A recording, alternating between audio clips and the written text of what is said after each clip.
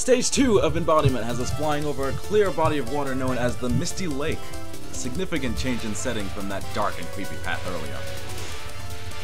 This is a pretty nice theme, I think. It's one of those themes that's mellow yet adventurous. You're journeying through new lands at your own pace, and no adventure comes complete without danger. Because more often than not, someone's going to obstruct you and shoot colorful things at you. That is more or less how it goes in Gensokyo. I'm getting off track. I actually wanted to briefly talk about the music, which is also composed by Zoon. The music is actually the driving force behind the Touhou series, in more than one sense.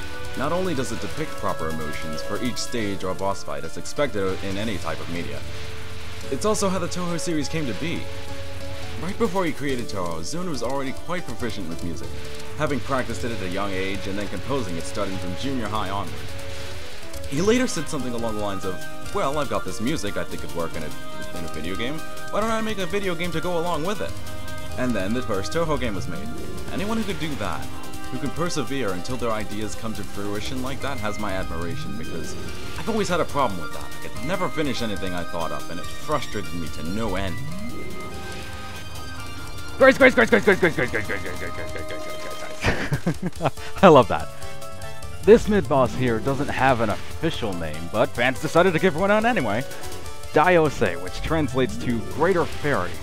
Greater in the sense that despite the frail appearance of her sprite, she can take a lot more damage than your typical run-of-the-mill fairy, which explodes after just a few shots. If she has an ability, she hasn't shown it yet. Maybe it's flower-related, maybe it's toilet-related, we don't know. I could flush toilets within a 100-mile radius. She is an acquaintance with the boss of the stage, but doujins usually make them best friends. And that's about all we know about her. But that doesn't stop the fans from trying to fill in the blanks. 'Cause they're crazy! Like me. No wonder I fit in so well. Even though we call her Diose, and even though Zoon did use the name in an interview later on, I somewhat question the validity of that name. He might have just used it out of convenience. I mean, giving her that name seems like we're calling her the Greater Fairy, and that just isn't true. There are tons of even stronger fairies elsewhere, and here's one of them.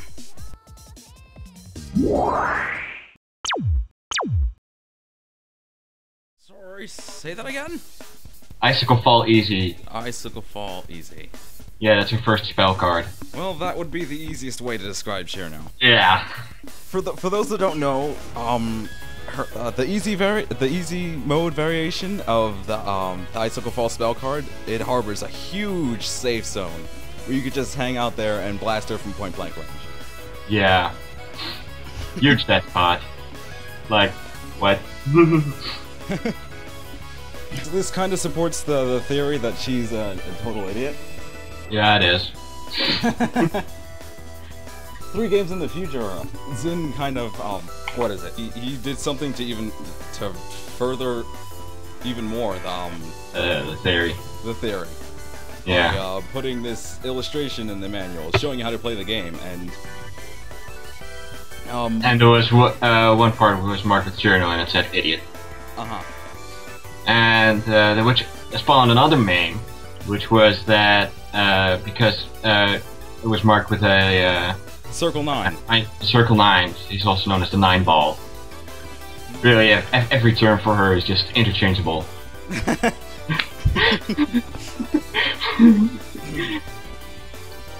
Despite being an idiot in theory, Shirno is probably one of the most popular characters in the Touhou series. That's true.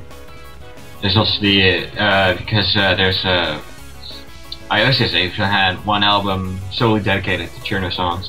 Oh, that's right. Most it's called Eastern Mythology of Ice and Snow. Bingo. Yeah. And for the kick, it was 9 tracks long. Oh, that's right. Jeez, the fan base really knows how to let loose. Yeah. So, what do I think about Cherno? Not much, sadly. Watch it be like a paragraph's worth anyway. Freezing things is a nice ability, I guess, though I'd really prefer control over water. I don't know, it's just something about the element by itself. So smooth. Anyway, this isn't about water, this is about ice. Has a density value of less than 1, so it floats! I raised a question because I haven't exactly been paying attention to her in particular, and this seems like the most pointless question ever. I apologize, but how exactly does Chirno freeze frogs? Does she wait for them to jump out of the water? Does she ambush them on land? Does she chase them underwater and freeze a portion of the body of the water?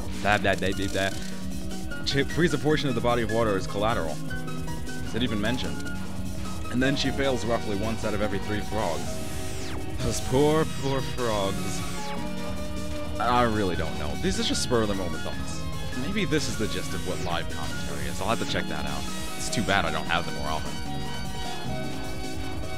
Back to the music. I mentioned in the Touhou Project 101 video that there's an immense amount of fan-made material, and that it greatly overshadows the amount of original content. Except for... wow, I'm really just messing up. Left and right. Except perhaps for fan art, there's no greater example of this than the music. There's more doujin circles than I could ever count, spanned across tons of genres.